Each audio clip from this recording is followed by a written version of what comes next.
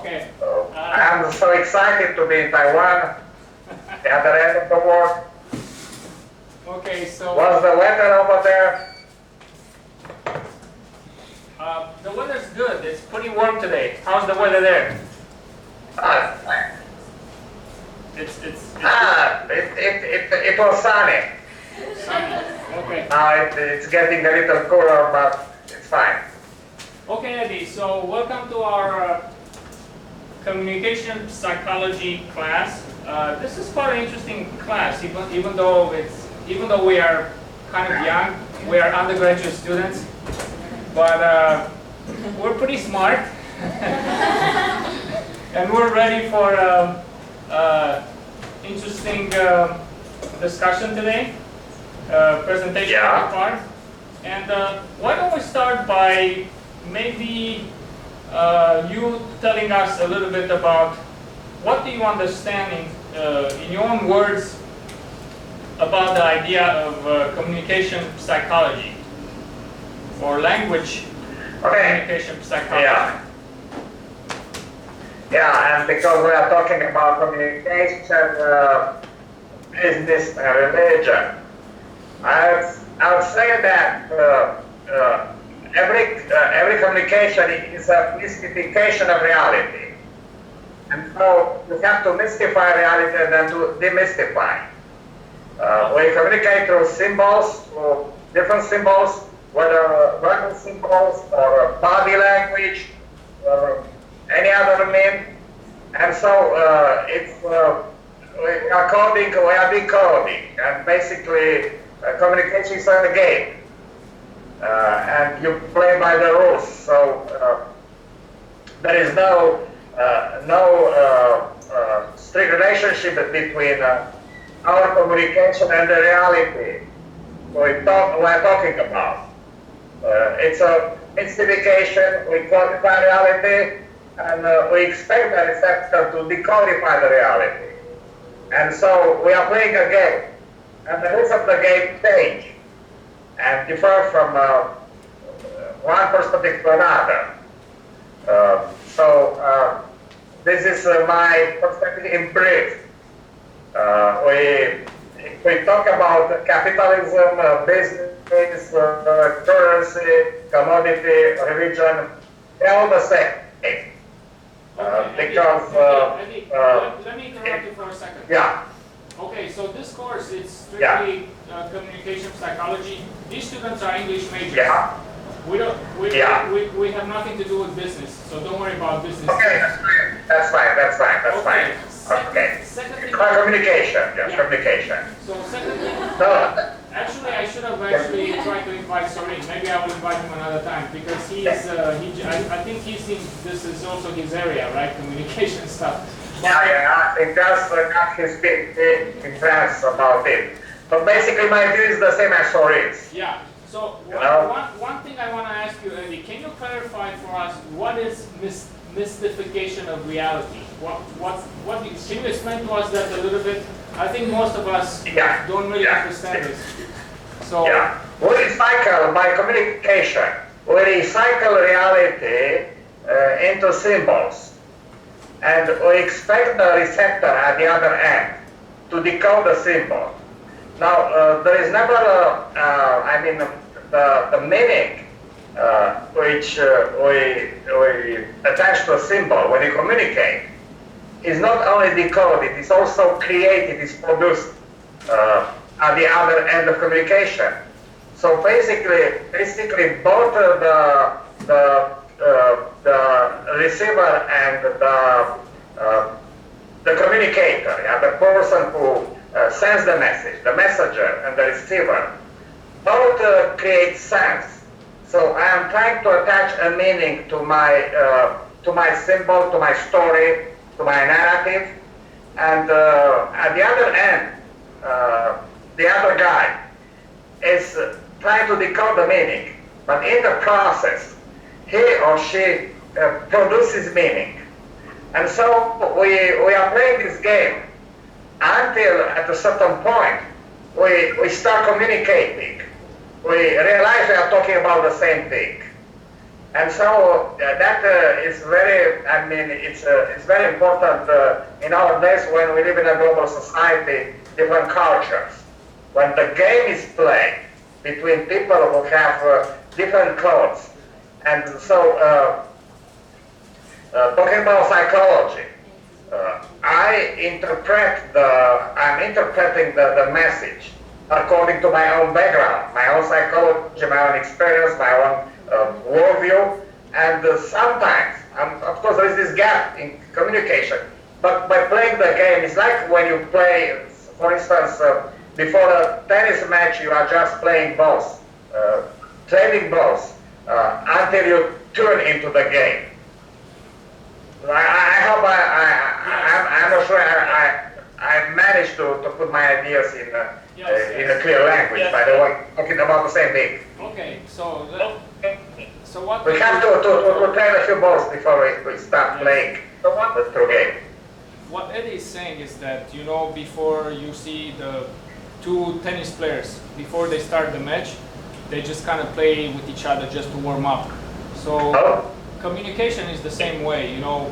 First you exchange some messages, just trying to feel each other's ideas, and finally. But it's. Yeah. Yes.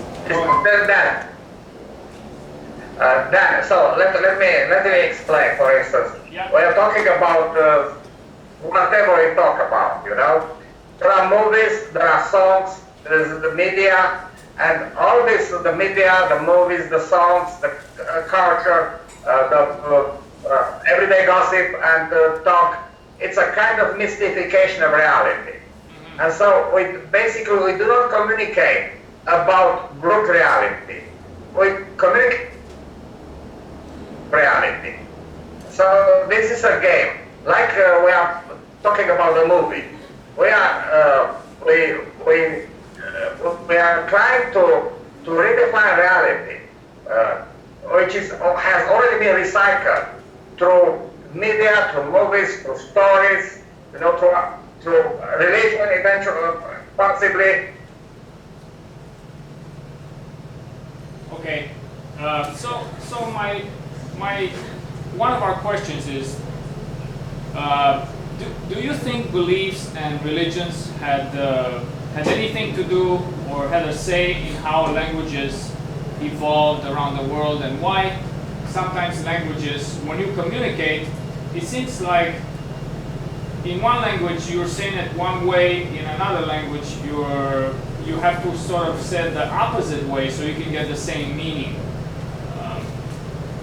Do you know what I mean? Are you still there?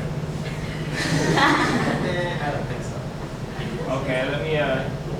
Okay, unfortunately I can't hear you. Okay. I can't hear you. Let me try again. So, one of the things we want to discuss today is that because we're focusing on languages, the students here are learning English, Japanese. Obviously, they already learned Chinese at some point in their life, and Taiwanese, and okay.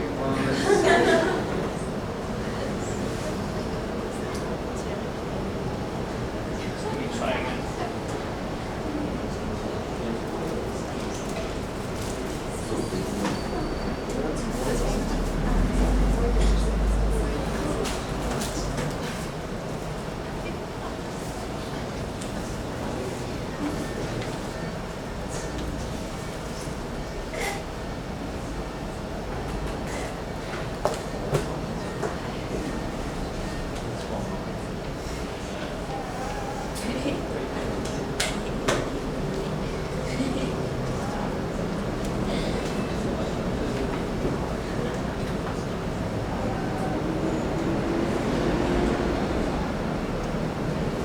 Okay, here you are. Can you hear us? Eddie? Hello? I can hear you now. Okay, yeah. Sorry about that. Okay, so one of the things we want to discuss today is, do you think, obviously, you know, we can speak 3-4 languages, most of us here. I think you can speak a few as well, right? How many can you speak? About 4, 5? Yeah. Okay. I can speak any language too well, you know, I mean, but like 5 languages. Okay. Well, it's pretty much I suppose I can speak 2 pretty good. Well, 1 I can speak really well. The second one I can speak almost fluently. The other 2 I can speak intermediately.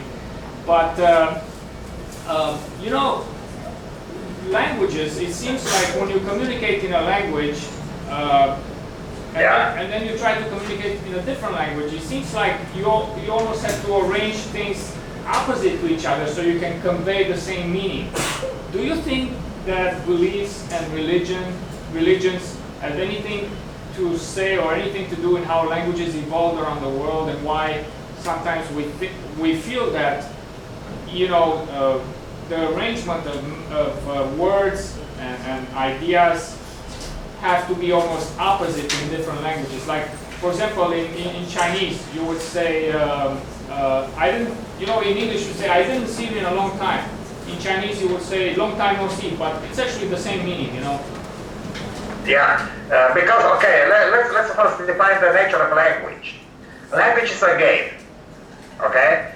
And so a game that recreates reality. Basically, whether you say, I didn't see you for a long time, or a long time I didn't see you, you are basically playing the game in each different symbols, okay? I is a symbol, see is a symbol, time is a symbol, long is a symbol, and you put your words in the same relationship in which they are in reality. In the real world, a second person meets another person, and the first person remembers he or she didn't see the other person for a long time. So it's an action. And basically the language is using symbols, arranging symbols in the same relationship they are in the real world. So it's the game, and basically whether or not we start with I didn't see you, or we start with for a long time, it doesn't matter, because the relationship between seeing, time, you, I is the same. And so basically all the languages in the world use basically the same basic rules of the game. And the rule of the game is you are modeling reality in symbols, and you attach those symbols to each other according to certain rules. So the syntax is basically the same in every single language. In every language you have a subject, have a predicate, we have adjectives, we have conjugation and declination of nouns and verbs. So it's the same in every language. Now, if you see how the religion impact the development of language, I think it impacted it in a very important way. Why? Because I believe that Confucianism had a very strong impact on language, because it simplified the language in a certain way. I'm more familiar with Christianity, and I can tell you that, for instance, the importance of grammar is based, historically speaking, the first grammar textbooks have been written by priests and scribes in religion, who wanted their religion to be communicated in a very accurate manner. So you have certain rules, like, for instance, the Ten Commandments. Yeah, you have rules. You have to keep those rules as accurate as possible. So you need a very accurate language. In order to have an accurate language, it's important that everybody should understand the same. When you say thou shalt not kill, everybody should understand the same. You know, so you need an accurate language. And going further on in early Middle Ages, the Latin language was the language of the church, and they needed to develop a Latin grammar in order to ascertain that the dogmas of the church were well defined. then when they translated the Bible into vernacular, they needed to not only to understand the Hebrew and Greek grammar, but they needed to create a literary language. For instance, Martin Luther created the German literary language. Then the King James Bible was instrumental in creating modern English.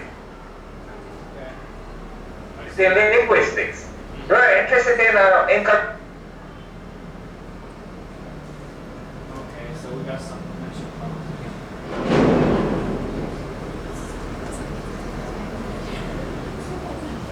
Okay, are you still there, Eddie? Do you guys know how we can just connect by the wire? The wireless?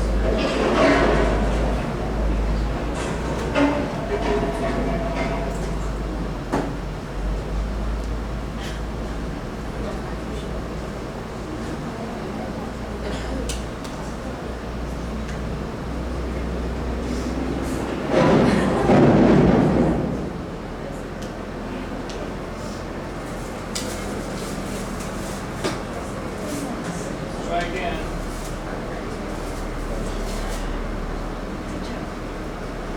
Yeah. Is it possible for your computer to use our sound cancellation? I can, yeah, sure. Let's try that. Maybe that will be better. Do you think that's? Do you I think that would be better. Okay, let's try that again.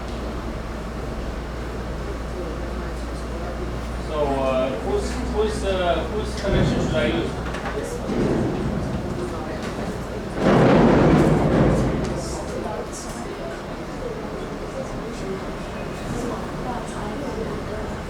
But the chica number. It's just.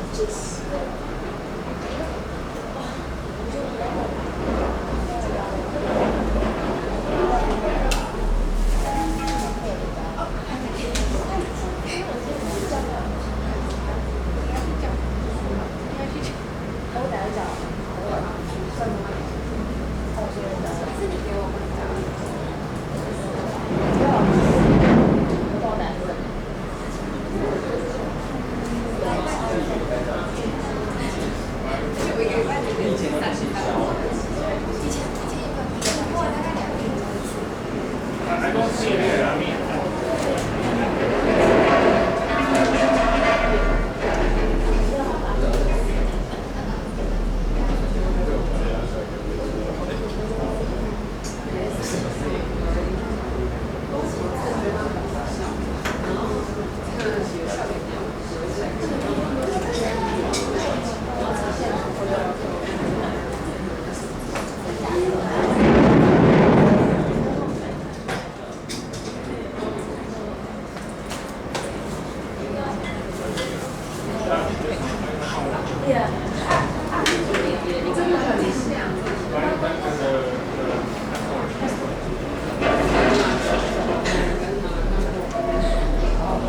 There's always some problem.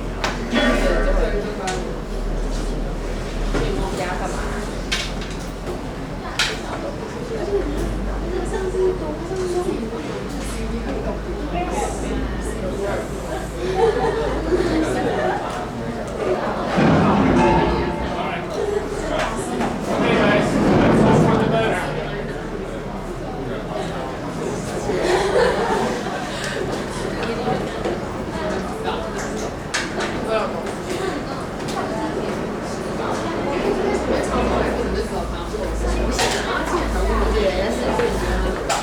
Hi, Eddie.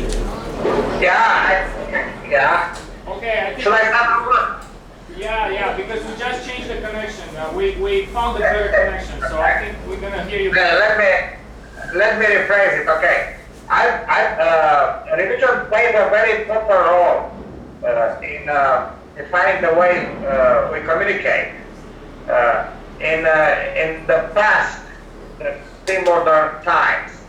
Why? Because religion is very much about codifying the behavior. And it's not difficult to understand each other within a tribe. But when the area is broader, you need to make sure that everybody understands the same. When you codify behavior, for instance, take the Ten Commandments, yeah? You say, thou shalt not kill. Okay, you want to make sure that everybody understands what it means thou shalt not kill. And which means you have to codify which means you have to create a grammar with certain rules so that, hello? Yeah, keep going. Yeah, we hear you. Yeah. So that everybody plays the game of language by the same rules, which is grammar, yeah? Then you have to define beliefs. And of course you need a very accurate language, like the Latin language was in Middle Age in Europe, because it was necessary to codify the beliefs, the dogma, the doctrines of the church. So they were very much particular about grammar, about the rules of language, about the meaning of words. So yes, indeed, religion played a role here. And when we speak about vernacular, so the first language is to have a grammar.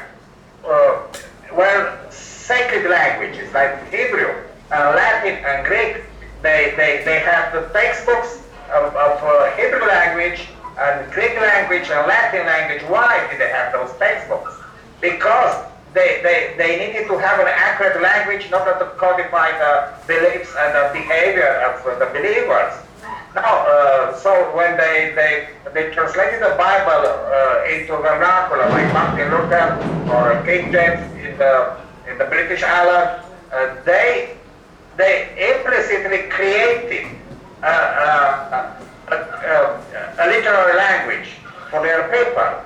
So you have Martin Luther creating the modern German language. Why? Because he wanted to make sure that every peasant in Germany, when he or she reads the Bible, understands the same thing. And so you have a lot of dialects in the German population, but you have one literary language, one standard German, like we have one standard English, and in every population you have a standard literary language. This standard literary language was created definitely mostly by the church, by the religious leaders who wanted their faith to be communicated in a clear language. So, like I said, everybody is playing by the same rules, a game of communication.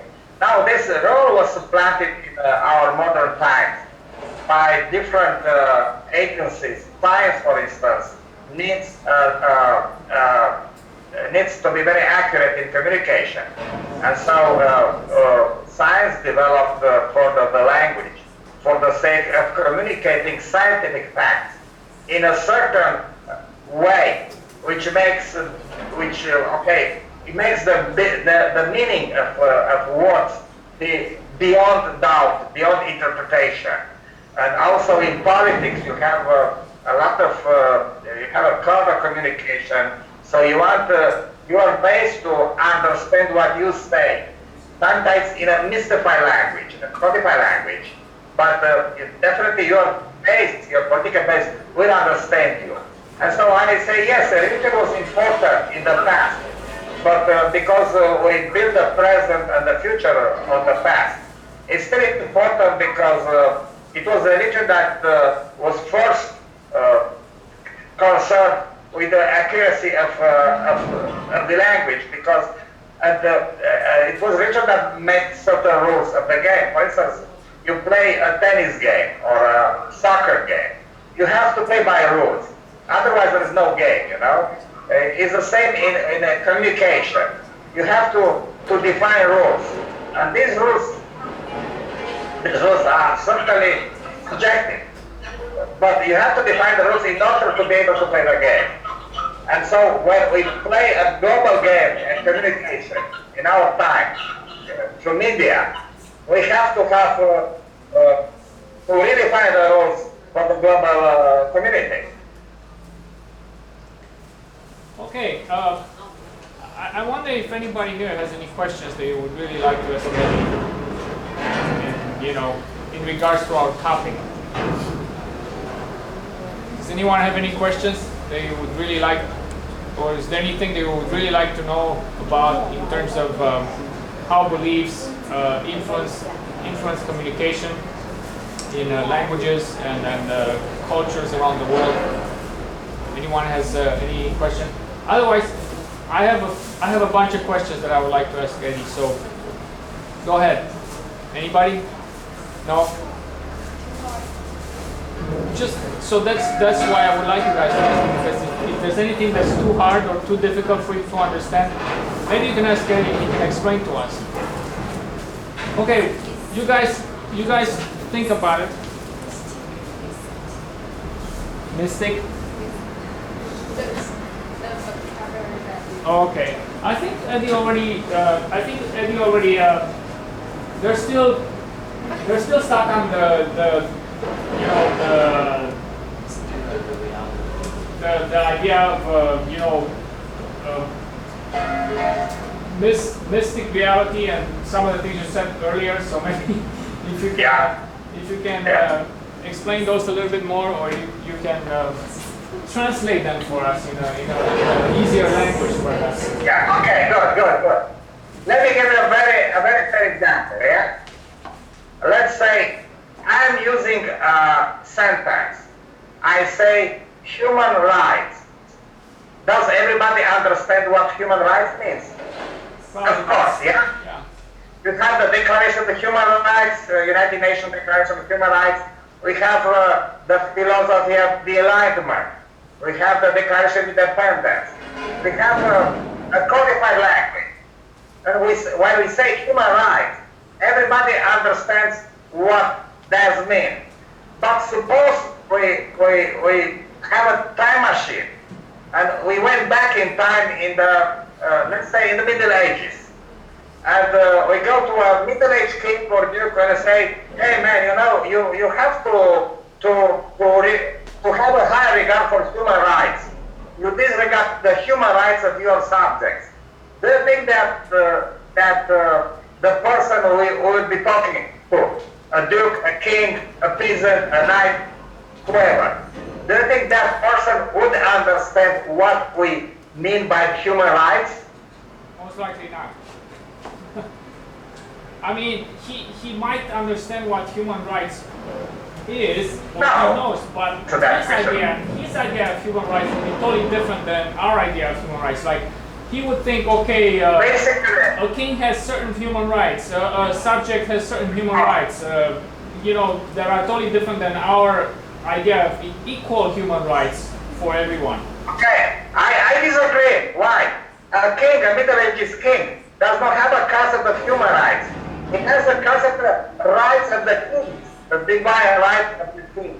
Yeah? Right. That he certainly believes that his subjects have certain rights, and he has to respect them. But the concept that every human being has certain rights by being human would be strange to that king or duke. And the concept of of unqualified rights, like I say, okay, you have your rights in an ancient city, in Rome or in another ancient civilization. You have a concept of the right of the masters over the slave, the rights of the citizens in Athens or in Rome, but you don't have a concept of universal human rights. A person having certain inalienable rights just because that person is human. Now, what I like to say is that the phrase human rights, it's a mystification, because it's like what rights? What humans? It's a mystification. Basically, let me put it like this. If you talk to Cicero or to Aristotle, he wouldn't recognize that there are humans. Of course, there are Romans and Greeks and barbarians, there are slaves and masters and women and men, and children, but there are no humans. So, human is a mystification in a certain way. But, okay, we are using this mystification of reality, and everybody able to demystify reality and to apply it in a particular area, like, okay, I'm a human, even, let's say I'm accounting, but I'm still a human, yeah? I'm a handicapped, I'm still a human being. I have a Down syndrome or whatever, I'm a human being, like everybody else. So I am demystifying this concept and making an application in my case. But before the demystifying the demystification, there is a mystification of reality. And it's like really, okay, because if you go to back into the Middle Ages, then you can talk like about God and Satan and angels and witches and hell and heaven. And now, of course, that hell and heaven and Satan and a certain concept of God and angel is a mystification of reality. But this mystification of reality makes communication possible. So when Dante wrote his Inferno, everybody kind of understood very well what he meant, because they live in the mystical reality. Inferno was real to them. The hell was very real, and the 9 circles were very real to them. So, but the message of Dante is not how hell works or what it's about. It was rather a political message that was mystified in his poems. So Dante Alighieri, you know, he goes and visits the hell and heaven, of course. Now, it's a mystification of reality. There is no such thing as hell under myth. But he communicates a message about politics in Italy in the early Middle Ages, using this mystification of the hell. Now, we live in the same way. We are talking about our issue using a mystified reality, which one might say does not exist. Somebody might say that human rights is fiction. There is no such thing as human rights. It's a mystification. But yes, it's a mystification, and we are demystifying this reality and making an application in each particular case. And so, of course, you'll tell me now that human rights do exist. They do exist because they exist in our mind. But we needed to mystify reality before demystifying it. And being able to carry a conversation about the rights of certain groups of people based on this mystification of human rights, which sound very, very strange to Aristotle or Cicero or Plato or whatever great mind of antiquity. Okay, so I think later on we'll talk about mystification and demystification, and we'll use some of the examples that he gave us. Is there anything else that you guys would like to ask him? Or otherwise I will, yes?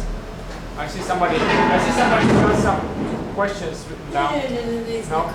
Okay. Okay, Eddie, let's go a little bit further with the next idea here. Do you think because beliefs were quite different in different parts of the world, therefore they influence cultures to be so different, and also they influence communication to be quite different around the world? Because what's interesting, especially body language, it's so different in different cultures. You can offend someone by doing a certain body language type of communication in one culture, whereas in another culture it could be totally accepted and it's welcomed and so on and so forth. Okay, let me first say that there is a universal body language, which is in our genes, in our DNA.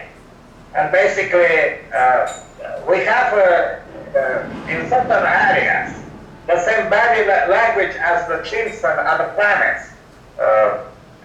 But I mean, every person in every culture smiles in the same way, and the facial expressions, it's very easy to decodify in every culture, because this is in our being.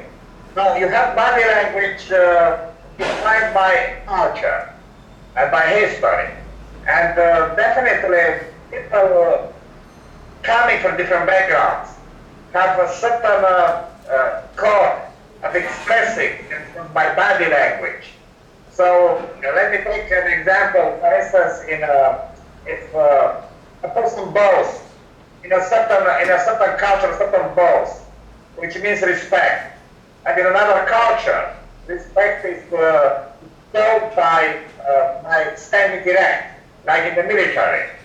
So you have in the military you have the erect position, like an expression of respect for your superior.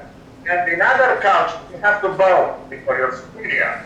Then you have kneeling and bowing down, especially in traditional cultures. You have shaking hands in a certain way, and so on. And of course, language is an internalization of these customs. So language is part of this enculturation of communication. But what I have to say is that the phenomena we are witnessing today is that we watch the same movie, we listen to the same song stars, the same rock stars, for instance. We listen to the same politicians, international politicians, and the same international pundits talking to us through the media. We have satellite television on the internet, and what is coming out of this is, I think, it's a global body language. So you see people borrowing the body language from other cultures, like teenagers all around the world will play cool and always the same way, because they watch the same movies and listen to the same rock stars. And politicians take the same stand because they kind of imitate the superpowers, the leaders of the superpowers, and so on. So I think that culture is playing a less important role in our time, the body language, because the globalization and universalization of communication. There was a time, like a few decades ago, when people communicated across nations, across borders, only to read the language. So when you read, you see no body language.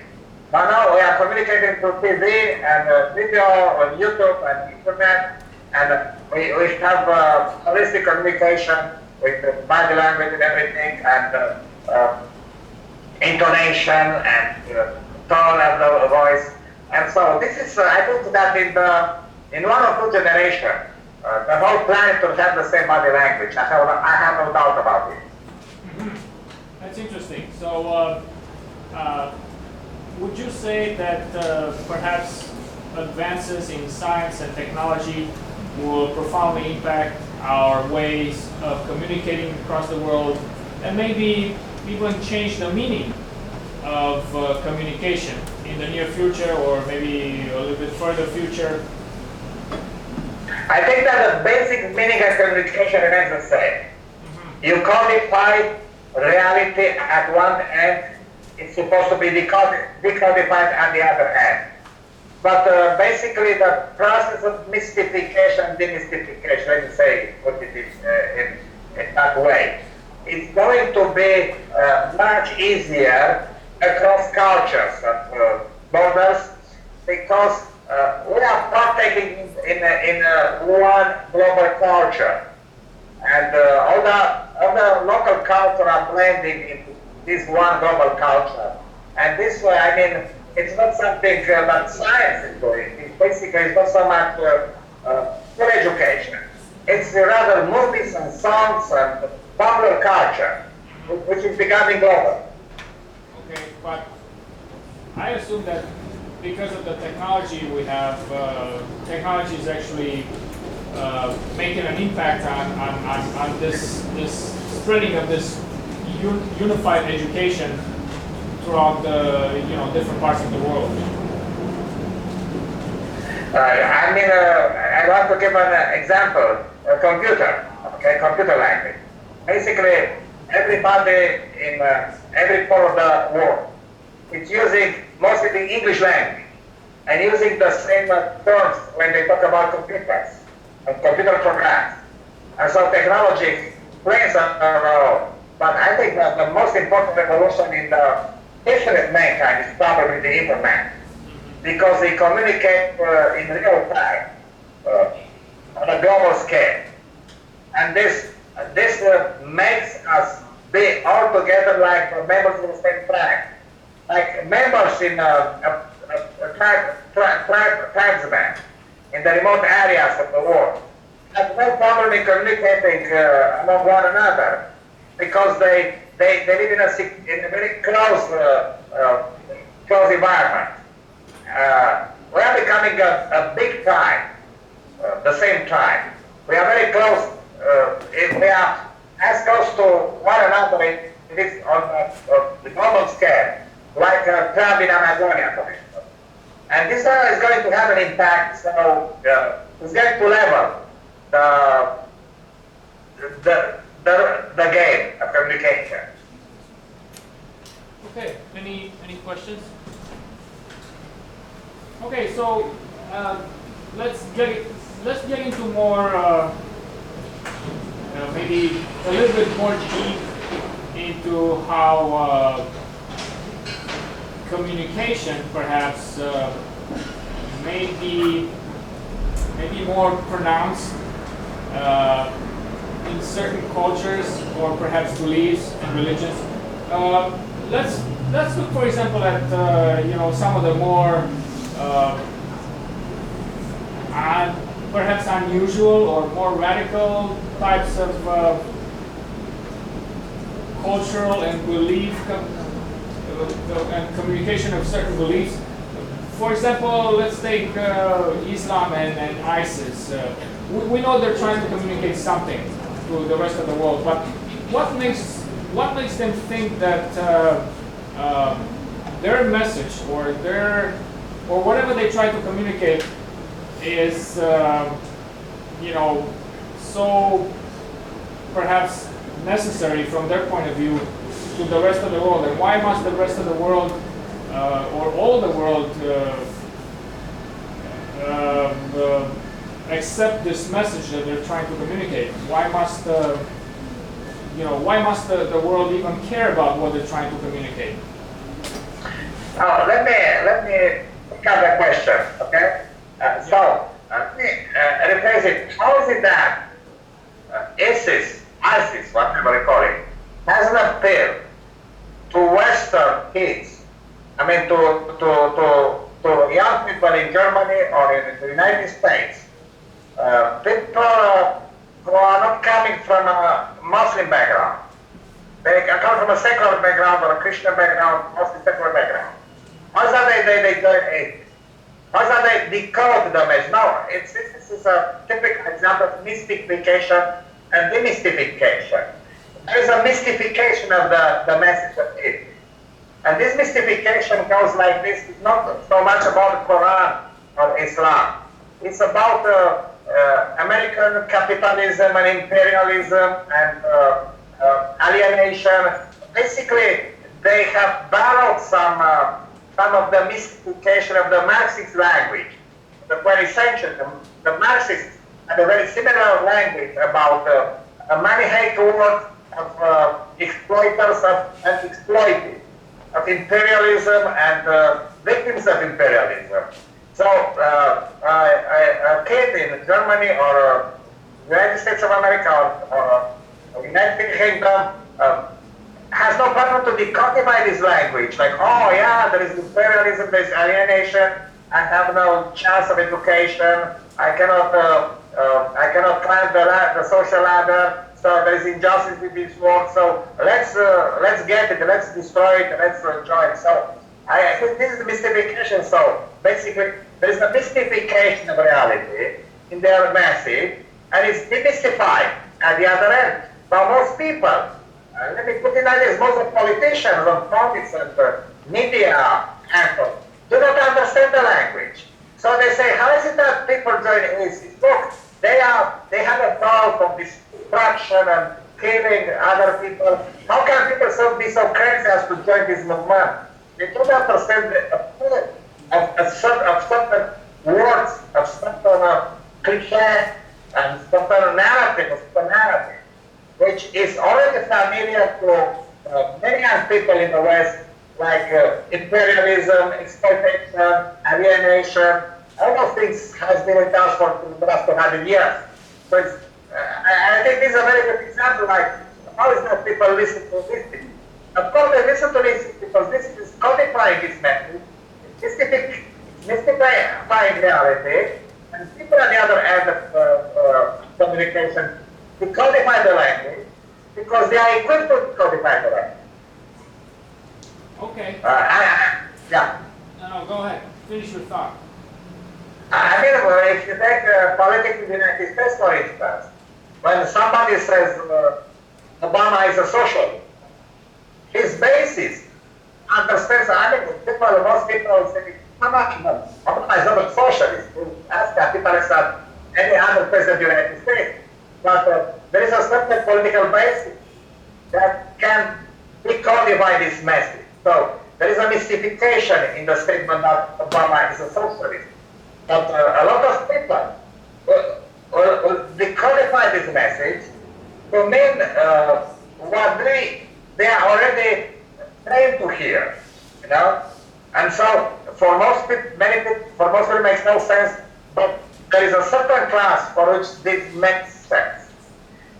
This is what I call mystification in communication. You mystify reality for some people to demystify and understand the message.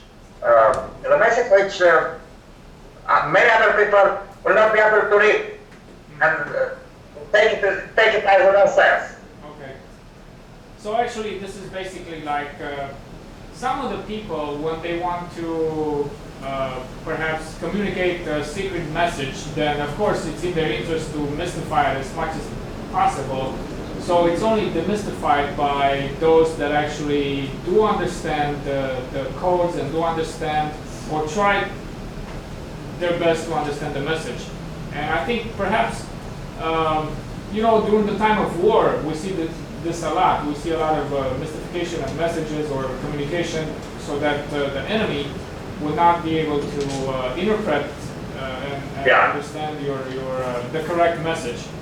And this is quite interesting. I mean, sometimes even when some writers or when literature has no intention of mystifying language or mystifying messages for that matter, people or readers are still unable to demystify it, and that's why so much literature, people take it in so many different ways, and it's quite interesting to me how